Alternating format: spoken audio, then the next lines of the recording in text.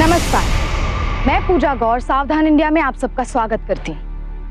राजनीति यानी कुर्सी और सत्ता की ताकत जिससे देश का भला हो सकता है, उन लोगों का भला हो सकता है जिन्होंने नेता को अपना प्रतिनिधि चुना। लेकिन कई नेता ऐसे भी हैं जो इस ताकत का इस्तेमाल अपने फायदे और अय्याशी के लिए इस्तेमाल करते हैं। आज हम आपको एक ऐसी घटना दिखाने जा रहे हैं जिसने सिर्फ शहर को ही नहीं बल्कि देश भर को दहला कर रख दिया। इस घटना ने राजनीति और भ्रष्ट नेताओं का घिनौना चेहरा समाज के सामने रखा। आपने देखा कि जोधपुर शहर के व्यस्त इलाके में दिन दहाड़े एक लड़की को बंदूक की नोक पर सड़क से गाड़ी में किडनैप कर लिया गया। साफ जाहिर था कि उस आदमी ने इस घटना को बहुत ही सोचे समझे प्लान के तहत अंजाम दिया था। उस लड़की को शायद पीछा किए जाने का अंदाजा हो चुका था, लेकिन शिकारी पूरी तैयारी के साथ आए। क्या वो उन लोगों को जानती थी और उसकी उनसे दुश्मनी थी? आखिर क्या इरादा था उनका उसे किडनैप करने का?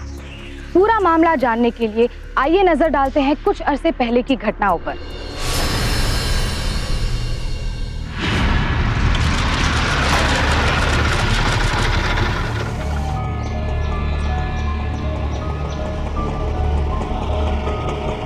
पहली बार ऐसा हुआ है ना माँ कि भैया हमें लेने नहीं आए। सब कुछ ठीक तो होगा ना?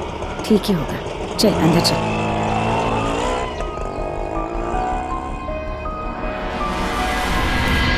माँ, भैया ये किराएदार क्यों ढूंढ रहे हैं? कोमल, भाभी कैसे हो? बढ़िया। माँ जी, जुग जुग जी हो। क्या हुआ, विकास क्यों नहीं आया स्टेशन पे लेने? माँ जी इनकी तबीयत ठीक नहीं है। तबीयत ठीक नहीं बताया नहीं फोन पे? आप लोग खामखा परेशान हो जाते। और ये किराए के लिए मकान? अरे मैं इसको हटाना ही भूल गई। माँ जी आपको पता है ना कि इनका कुछ कामकाज नहीं चल रहा है और घर में भी तो 2 कमरे खाली ही पड़े हैं, तो हमने सोचा थोड़ी सी मदद हो जाएगी। आप लोग अंदर आइए ना। चलिए चलिए। विकास, विकास, माँ जी आ गई। माँ आप आ गई? खुश रहो बेटा। कैसे भैया? अरे अच्छा हूँ, तू कैसी है? मैं तो फर्स्ट क्लास। विकास, ये बात छुपाने की आदत कब से लगी तुझे? ऐसे ही थोड़ा बुखार है, ठीक हो जाएगा। सब ठीक हो जाएगा। अब मैं आ गई हूँ ना, तू चिंता मत कर। मैं रसोई संभालूंगी और हाँ, कोमल को भी नौकरी मिल जाएगी तो आर्थिक स्थिति सुधर जाएगी। आप लोग हाथ मुंह धो लीजिए, मैं चाय चढ़ाती हूँ। हाँ चल बेटा, आराम कर। हो गई तेरी तैयारी? कहाँ का इंटरव्यू है तेरा आज? 2 बिल्डर्स है और एक कोई दिव्य ज्योत पॉलिटिकल पार्टी है, उसके यहाँ पे पब्लिक रिलेशन ऑफिसर का काम है। I think so it will be a waste of time. तू पागल हो गई है? दिव्य ज्योत पार्टी सत्येंद्र सिंह की पार्टी है। तुझे पता नहीं कितनी बड़ी अपॉर्चुनिटी मिली है, बहुत बड़े लोग हैं। अगर तेरा जॉब वहां लग गया कोमल ना, तेरी लाइफ यू टर्न ले लेगी। विकास, ये तुम जो बोल रहे हो ना, यू टर्न, ये शॉर्टकट, मुझे समझ नहीं आते, लेकिन मुझे तो लगता है बस कोमल को एक रिसेप्शनिस्ट की नौकरी मिल जाए तो अच्छा है। क्या है ना, हम तो मिडिल क्लास लोग हैं, और सत्येंद्र सिंह बहुत बड़ा आदमी है, कोई जरूरत नहीं वहां जाने की। कम ऑन माँ, आप नहीं जानती सत्येंद्र सिंह इस वक्त फुल फॉर्म में चल रहा है और उसका कद बढ़ रहा है। देखिए,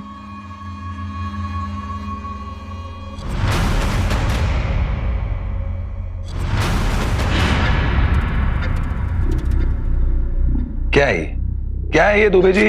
क्या रिपोर्टर का लिफाफा नहीं पहुंचा था? कैसी फोटो छापी आप लोग बिना कसम से? सर वो पब्लिक रिलेशन ऑफिसर के लिए इंटरव्यूज लाइन अप करने हैं, तो जरा नजर डाल लीजिए। ये देखिए।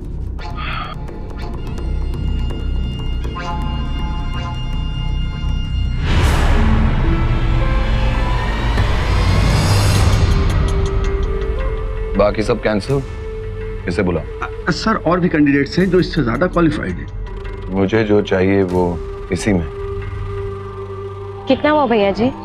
वाओ, ऐसा कैसे हो सकता है? It's so beautiful. It's so beautiful. मेरी चॉइस तो कभी गलत हो ही नहीं सकती।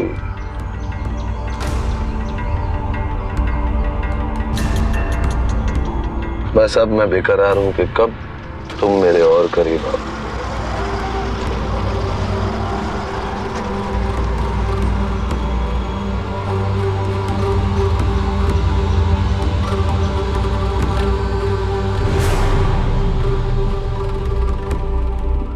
सारा रोमांस यही करना है? गेस्ट हाउस के लिए भी कुछ बचा लो। गेस्ट हाउस के लिए तो सब कुछ बचाया हुआ है डार्लिंग। सब? हाँ चलो।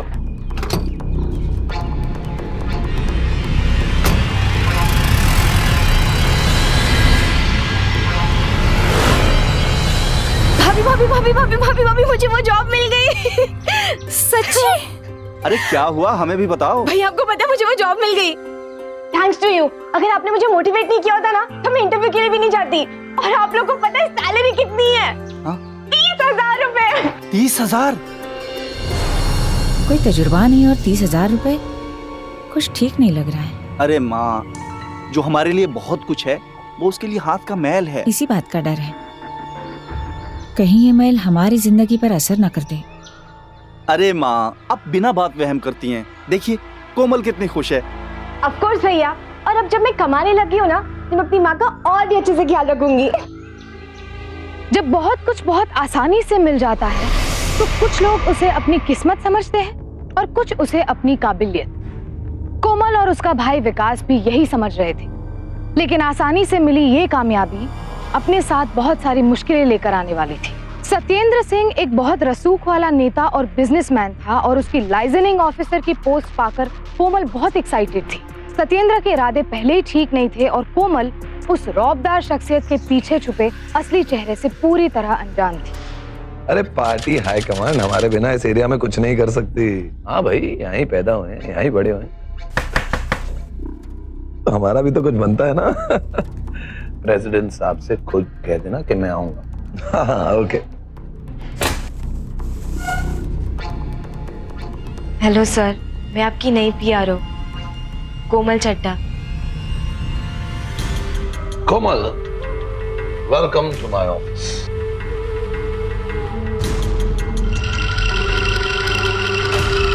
आइए बैठिए, take a seat. So miss Komal, मुझे ज्यादा टाइम वेस्ट करना पसंद नहीं।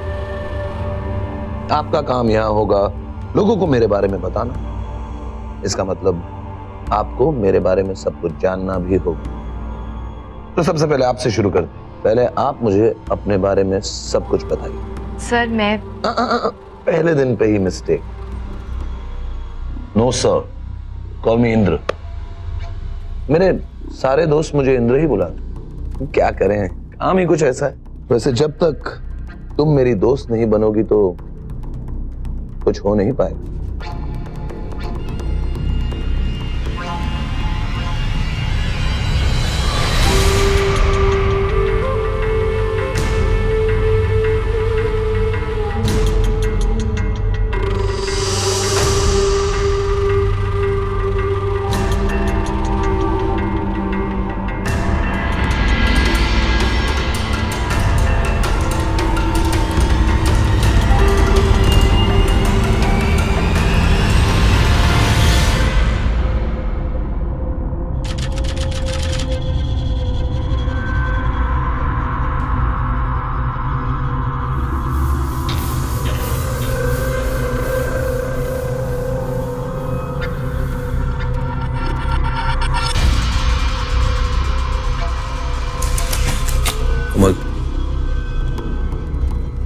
जाओ, मुझे थोड़ी देर के लिए अकेला रहना। Any problem sir? I mean Indra. कुछ नहीं हुआ, I just want to be alone. Sir I think आपको घर जाना चाहिए। आप थोड़े से रिलैक्स हो जाएंगे। आपको अपनी वाइफ के साथ टाइम स्पेंड करना चाहिए। वहीं से तो सारी परेशानियां शुरू हो रही। मतलब मैं कुछ समझी नहीं। तुम्हें समझ, मैं और मेरी वाइफ काफी वक्त से एक दूसरे से अलग रहते हैं। मैं बहुत प्यार करता हूं उससे, पर वो, मैंने पता किया कि वो किसी और के साथ। मैं उससे इतना प्यार करता हूं कि मैं उसे तलाक देने के लिए भी तैयार हूं, पर वो मेरी वाइफ डिवोर्स देने में भी बहुत प्रॉब्लम खड़ी कर रही है। वो सतेंद्र सिंह जिसे लोग सलाम करते हैं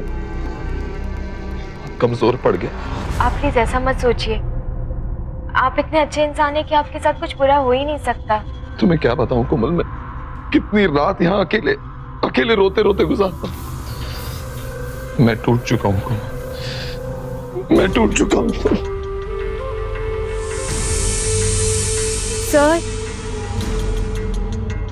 sir Indra sir please.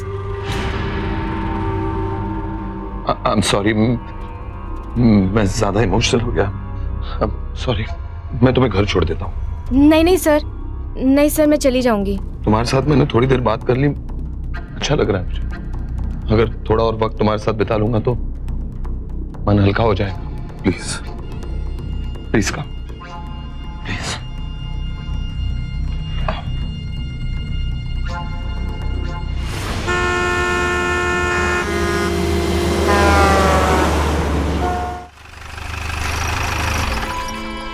Sir आपको कैसे पता कि मैं यहाँ रहती हूँ? बस तुम्हारे बारे में थोड़ा और जानना चाहता था तो ऑफिस वालों से पूछ लिया, तुम्हारी डिटेल्स वगैरह। देखो कोमल, मैं तुम्हें कोई धोखा नहीं देना चाहता, पर तुम्हें सच बताऊं तो मैं तुम्हें चाहने लगा हूं। क्या? तुम जैसा आज तक मुझे कोई मिला ही नहीं। मेरी बहुत अच्छी दोस्त बन चुकी हो तुम, और मुझे लगता है कि उतनी अच्छी जीवन साथी भी बनो। सर आप? हाँ कोमल, मैं तुम्हें प्रपोज कर रहा हूँ। वैसे कोई जबरदस्ती नहीं है, तुम आराम से इसके बारे में सोच लो। हम कल बात करेंगे। बाय।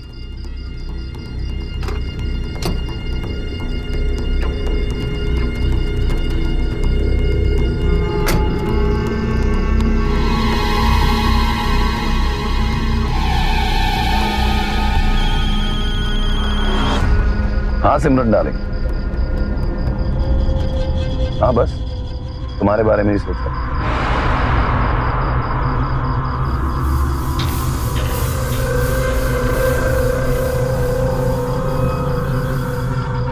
आ रहा हूं जान, आ रहा हूं।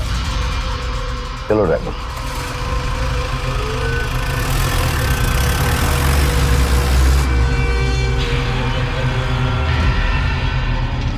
क्यों भाई, छुपी रुस्तम? इतनी लंबी गाड़ी में कौन छोड़ने आया था? क्या भाभी आप भी? वो सतेंद्र जी थे, घर आने में लेट हो रहा था तो वो छोड़ने आ गए। ओ,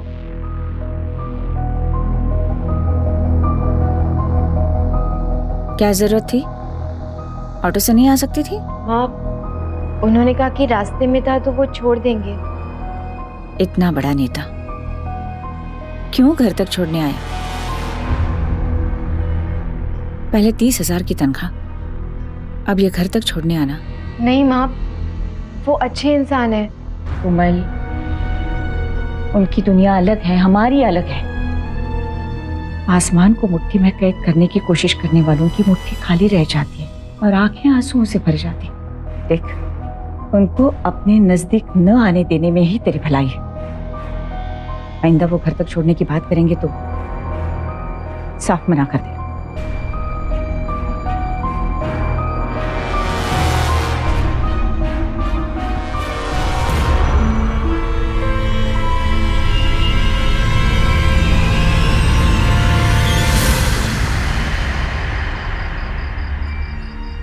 भाभी, मुझे ना आपसे एक सलाह चाहिए। सत्येंद्र सिंह के बारे में ना? जी, एक्चुअली आज उन्होंने मुझे शादी के लिए प्रपोज किया। लेकिन सत्येंद्र तो शादीशुदा है ना? हाँ भाभी, वो शादीशुदा है, लेकिन उन्होंने कहा कि उनका डिवोर्स प्रोसेस में है। मुझे कुछ समझ नहीं आ रहा कि मैं क्या करूं। माँ को बता दूं? अरे नहीं नहीं, माँ को मत बताना। You are lucky. पर ये तो बता कि तू क्या चाहती है? मुझे कुछ भी समझ में नहीं आ रहा भाभी। कोमल जरा सोच, तू इसी शहर में नौकरी के लिए आई, सत्येंद्र सिंह के यहाँ तूने पहला इंटरव्यू दिया और नौकरी भी मिली, और अब ये प्रपोजल। किस्मत कोई ना कोई इशारा तो दे रही। थैंक यू सो मच भाभी।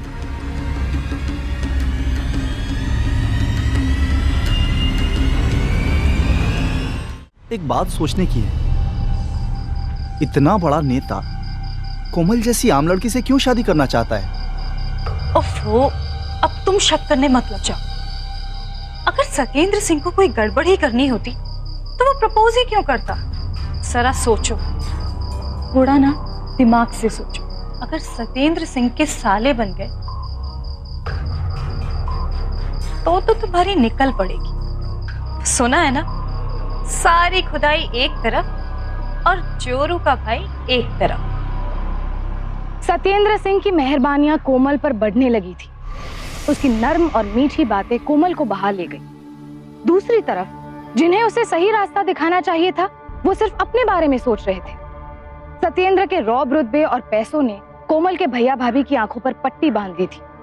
अगर इतने बड़े आदमी की शादी कोमल से होती तो उसका फायदा उन्हें भी मिलना ही था। कोमल की भाभी चांदनी और भैया विकास ने अपने सुनहरे भविष्य के सपने देखने शुरू कर दिए थे और सत्येंद्र ने कोमल को अपने जाल में फंसा लिया था।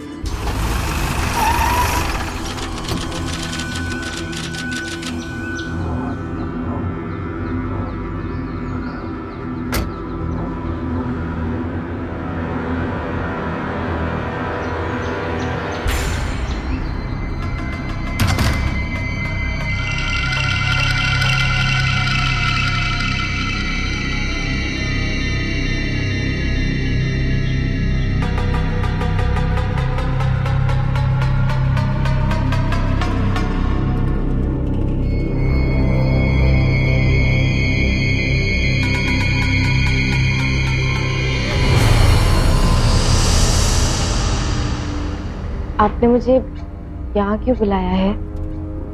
तुम्हें अपने होने वाला घर दिखाने के लिए। और क्या? मेरा घर?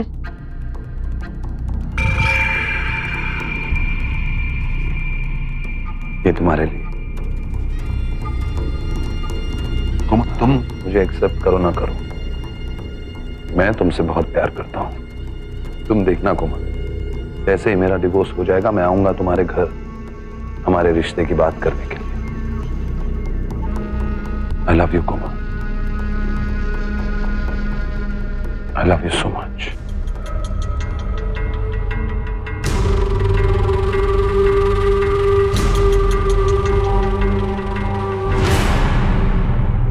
सब प्लीज, शादी के पहले ये सब ठीक नहीं है। कोमल, ये सब शादी, ये सब रिश्ते दुनियादारी हैं, मैं इनमें नहीं मानता। देखो कोमल, तुम चाहे मेरी फीलिंग समझ पाओ या नहीं, पर मैं तुमसे बहुत प्यार करता हूं। एक बार बस मेरी आंखों में आंखें डालकर कह दो कि यू डोंट लव मी। तुम्हें कभी परेशान नहीं करूं।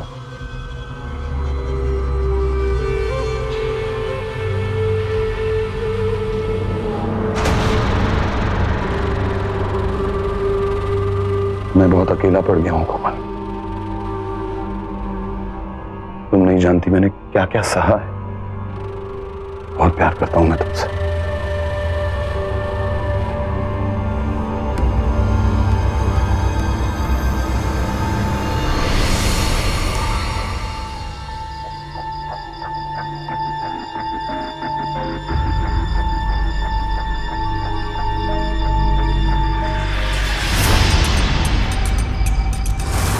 तुम मुझे एक्सेप्ट करो ना करो, मैं तुमसे बहुत प्यार करता हूं।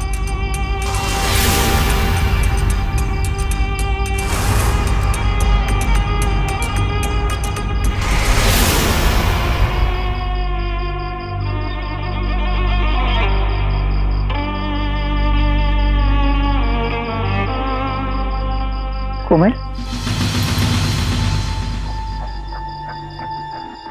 आज फिर से लेट आई तू? वो माँ, चुनाव सर पर है ना, इसलिए ज्यादा काम था।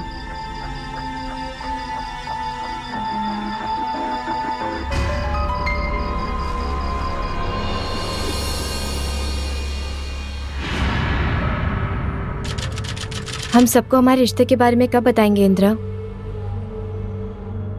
माँ को बहुत शक होने लगा है। वो मुझसे तरह तरह के सवाल पूछती है। तो तुम तरह तरह के जवाब दे दिया करो। लेकिन मैं पूरी दुनिया को बताना चाहती हूँ कि तुम मेरी जिंदगी में हो। और मैं सिर्फ तुमसे प्यार करना चाहता हूँ, हमेशा हमेशा। इंद्रा,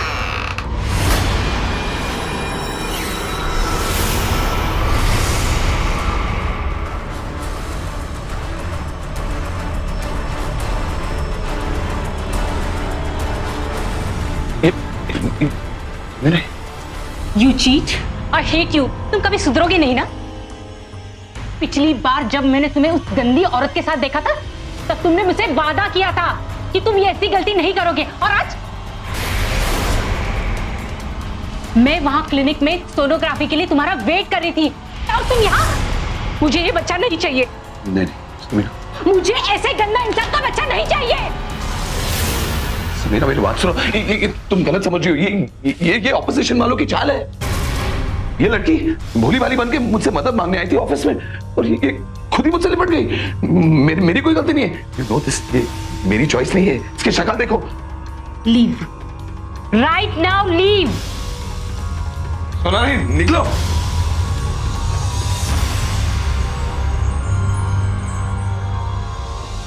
अगली बार यहां पर दिखाई दी ना, तो मैं तुम्हारी जान ले लूंगी, समझी?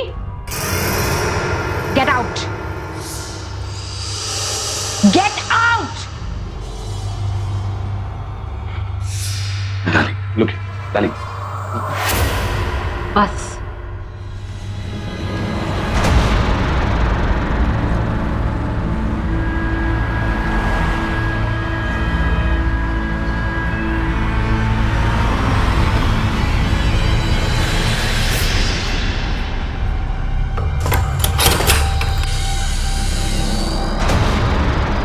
आज फिर से लेट आई तू?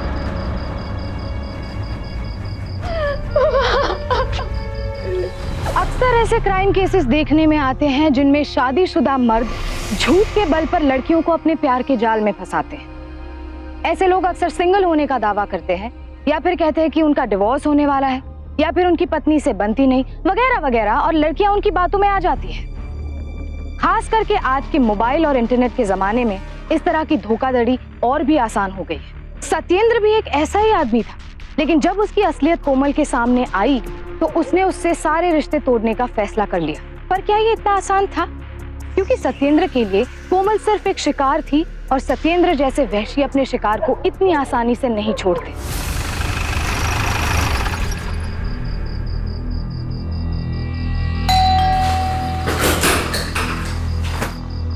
तलाशी लो, अच्छे से देखना है कि कमरा। अरे लेकिन आप लोग हैं कौन और घर में ऐसे कैसे घुस रहे हैं? हम सत्येंद्र साहब के प्राइवेट सिक्योरिटी के लोग हैं।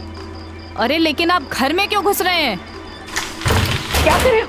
अरे ये क्या कर रहे हो आप? हमारी अलमारी, विकास, ये क्या हो रहा है? हमें भी बताओ। ये हमारी सर ये अलमारी से चीजें मिली।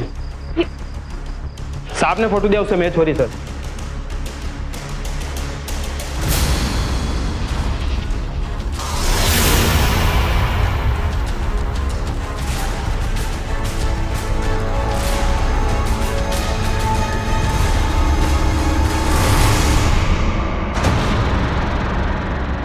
आपको हमारे साथ पुलिस स्टेशन चलना पड़ेगा, और आपकी रिपोर्ट भी वहीं दर्ज होगी। ये सब मैंने चुराया नहीं है, ये मुझे सत्येंद्र ने गिफ्ट दिए थे।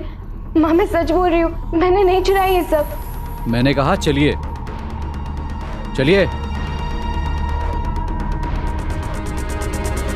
रुकिए, ये अकेली नहीं जाएगी, इसके साथ मैं भी जाऊंगा।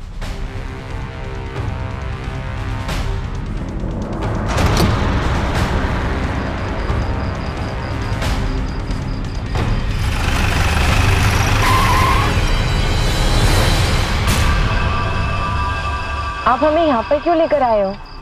सत्येंद्र साहब का यहीं लाने का हुक्म था। चलिए।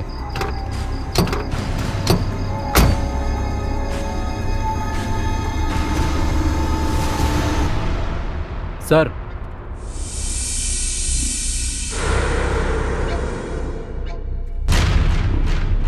इसे क्यों लाया? ये अपनी बहन के साथ आना चाहता था।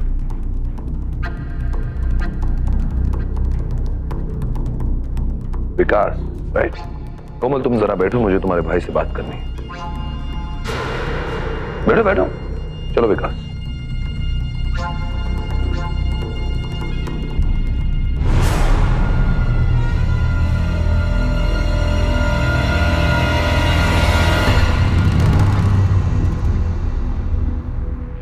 विकास चड्ढा 2003 में तुमने अपने मोबाइल का बिल 10,500 रुपए नहीं भरा और अपना सर्विस प्रोवाइडर चेंज कर लिया, सिम बदल लिया। दफा 420।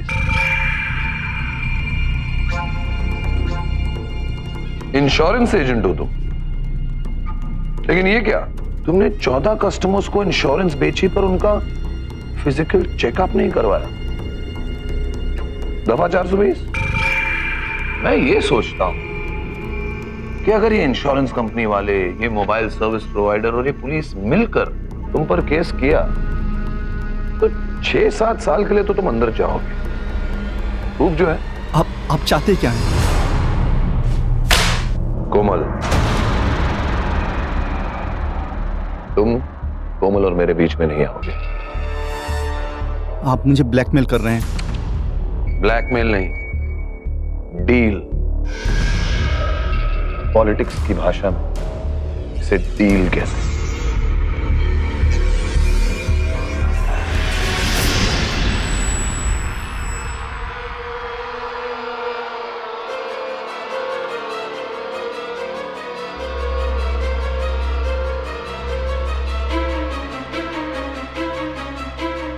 भैया,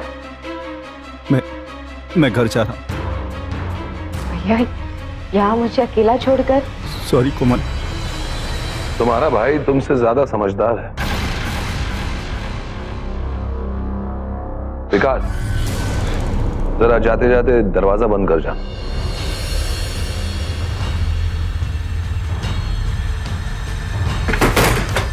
क्या कहा तुमने मेरे भाई से? मैं बात उसी से करता हूं जिसके साथ डील हो। विकास और मेरी डील तो हो गई, अब तुम्हारी और मेरी डील के बारे में बात करें। तुम मेरी हो और मुझसे दूर कहीं नहीं जा सकती, समझी? झूठे हो तुम। झूठा? अरे झूठा तो मैं हूं ही। सबसे बड़ी हकीकत तो इस वक्त यह है कि तुम्हारा पूरा परिवार जेल से बाहर है, मेरी वजह से। अब इतनी दरिया दिली मैंने दिखाई है तो इनाम दोगी ना? चलो। तू बोलता क्यों नहीं? अरे कोमल कहाँ है? कहाँ छोड़ के आया उसे? बोल बोल। माफ करना मां, सत्येंद्र बहुत ताकतवर नेता है, हम उससे लड़ नहीं सकते। मतलब तू कोमल को सत्येंद्र के पास छोड़ के आया? आ जाएगी वो, जब सत्येंद्र का मन भर जाएगा उससे तो आ जाएगी।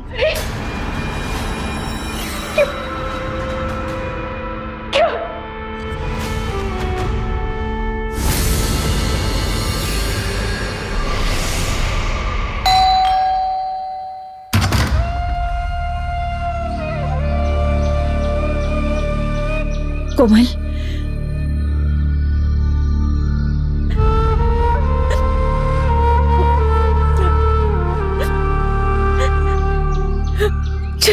चल तू अंदर चल। तू चिंता मत कर बेटी। बैठ। हम यहाँ नहीं रुकेंगे, 1 मिनट नहीं रुकेंगे, हम चले जाएंगे। माँ, आप नहीं जा सकती, उसके हाथ बहुत लंबे हैं। कोमल को तो ढूंढ ही लेगा और हमको भी बर्बाद कर देगा। कैसा भाई है तू? अपनी बहन की इज्जत की जरा भी परवाह नहीं तुझे। इसकी इज्जत तो जा चुकी है, मगर हमारी जिंदगी बाकी है। बेहतर यही होगा कि जैसा चल रहा है वैसा चलने दो। बात अगर बाहर जाएगी तो हमारा ही मजाक उड़ेगा।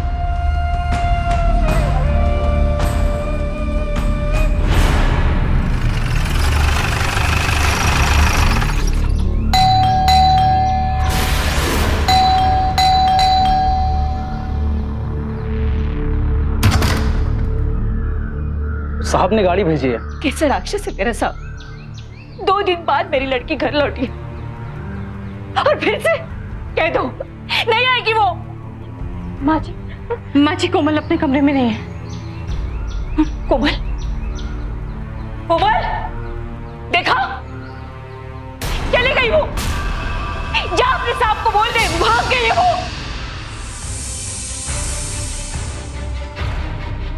कम से कम उसे तो अपनी इज्जत की परवाह है।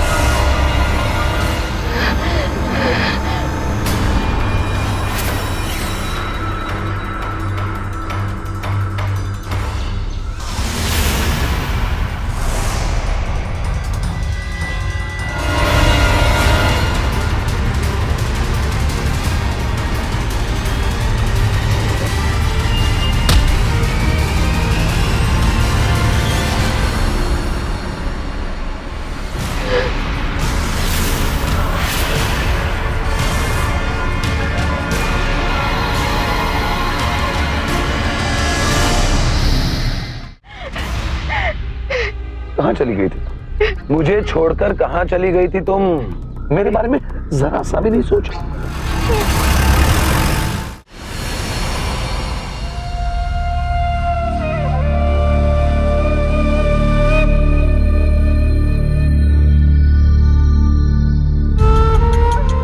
खामखा मूड खराब कर दिया। प्यार से पेश आती तो ऐश कर रही होती ऐश। यार मुझे जो चाहिए वो तो मैं पाकर रहता ही, ऐसे या पैसे।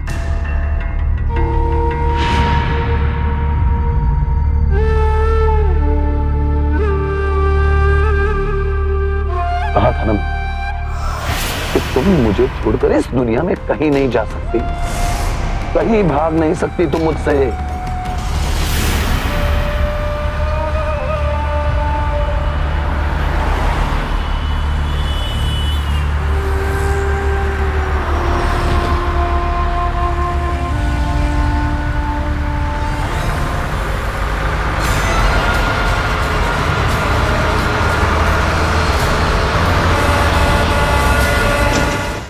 जब उसके अपने परिवार ने उसकी सहायता नहीं की, यहाँ तक कि उसके भाई ने उसे सत्येंद्र के हाथों सौंप दिया, तो उसे मरने के सिवा और कोई रास्ता नहीं दिखा। दरअसल ऐसे में कोमल को पुलिस के पास जाना चाहिए था। अगर लोकल पुलिस के कुछ लोग उससे मिले हुए थे तो उसे हायर अथॉरिटीज को अप्रोच करना चाहिए था, लेकिन वो बुरी तरह टूट चुकी थी और अकेली पड़ गई थी और हताश होकर उसने आत्महत्या कर ली। क्या सत्येंद्र यूं ही मासूम लड़कियों को अपना शिकार बनाता रहेगा? आखिर कौन दिलाएगा उसे उसके किए की सजा? पोस्टमार्टम की रिपोर्ट से भी आपको पता चलेगा कि मेरी बेटी का शारीरिक शोषण किया है सत्येंद्र ने। देखिए मैडम, हो सकता है आप जो कह रही हो वो ठीक हो, लेकिन इससे ये बात साबित नहीं होती कि सत्येंद्र जी गुनहगार हैं। आपने खुद ही कहा ना कि आपकी बेटी अपनी मर्जी से उनके पास जाया करती थी, तो शोषण का मुकदमा ही नहीं बनता। एक बार कोमल ने जाने से मना कर दिया तो सत्येंद्र ने गार्ड भिजवाए थे। देखिए मैडम, जहां तक हमारी जानकारी है उस पर चोरी का इल्जाम था और उसकी आर्थिक स्थिति को देखते हुए सत्येंद्र जी ने रिपोर्ट भी दर्ज नहीं कराई थी। नाटक है वो, राक्षस है वो, मेरी बेटी की मौत का जिम्मेदार है वो। अच्छा मान लेते हैं, आपके पास सबूत है कोई? सबूत आप ढूंढेंगे ना, वो बड़ा नेता है इसलिए आप हमारा साथ नहीं देंगे।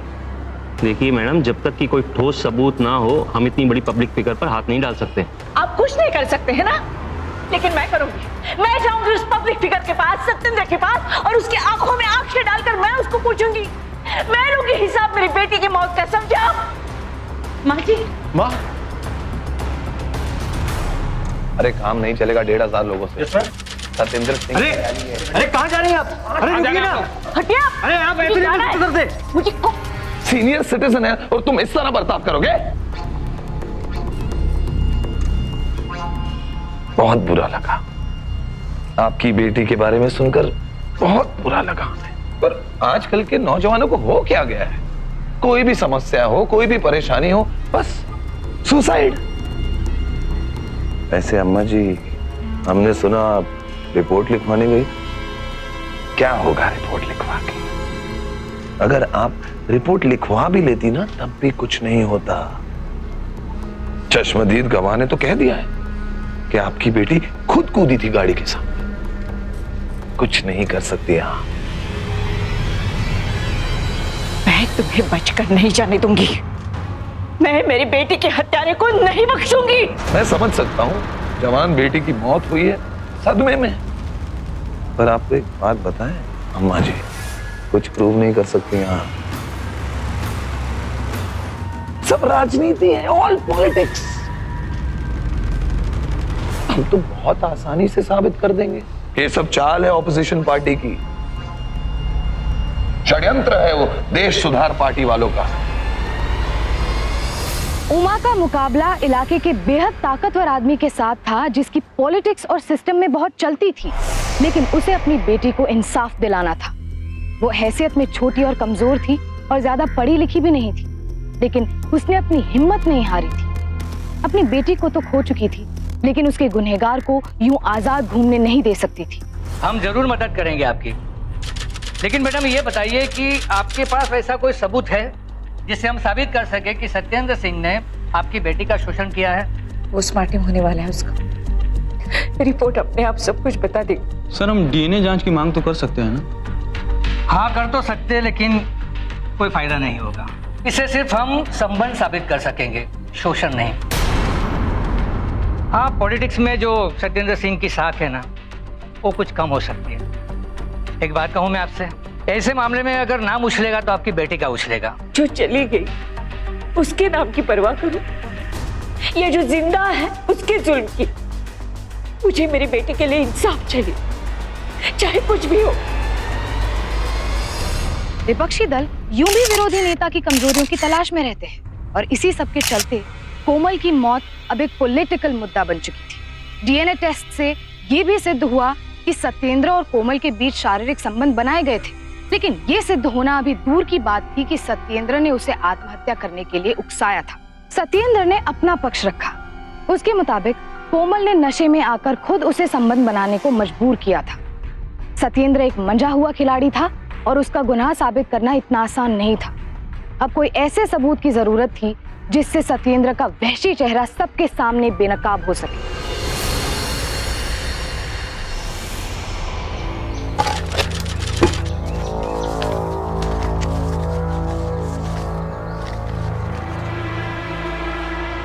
माँ जी, कोमल का लेटर है।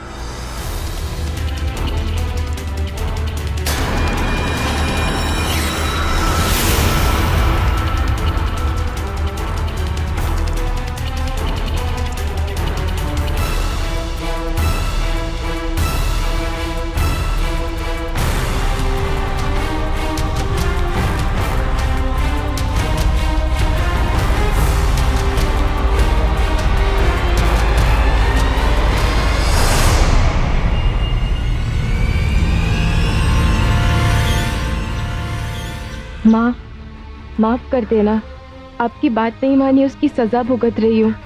मैं समझती रही कि सत्येंद्र मुझसे प्यार करता है, उससे मुझे शादी का वादा किया, लेकिन उसे तो केवल मेरा शरीर चाहिए था। मेरी वजह से आपको मानसिक परेशानियां झेलनी पड़ी। सोचा था घर से भागकर उससे निजात मिल जाएगी, लेकिन सत्येंद्र ने मुझे पकड़ लिया और फिर जबरदस्ती वही सब किया मेरे साथ। ठीक कहता है वो, इस दुनिया में उससे पीछा नहीं छुड़ा पाऊंगी, इसीलिए उस दुनिया में जा रही हूँ माँ। आपकी कोमल।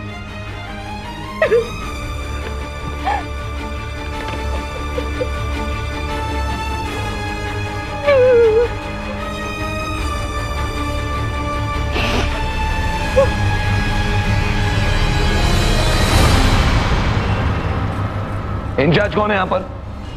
हेलो, क्यों बुलाया मुझे यहाँ पर? सर, ऊपर से आदेश। सबूत क्या है तुम्हारे पास? ये सुसाइड नोट। तो सुसाइड नोट है मतलब लड़की ने खुदकुशी की है, मैंने नहीं मारा उसे। कोमल ने आपके लेटर हेड पर सुसाइड नोट लिखा। इसमें उसने अपनी मौत का जिम्मेदार आपको ठहराया है।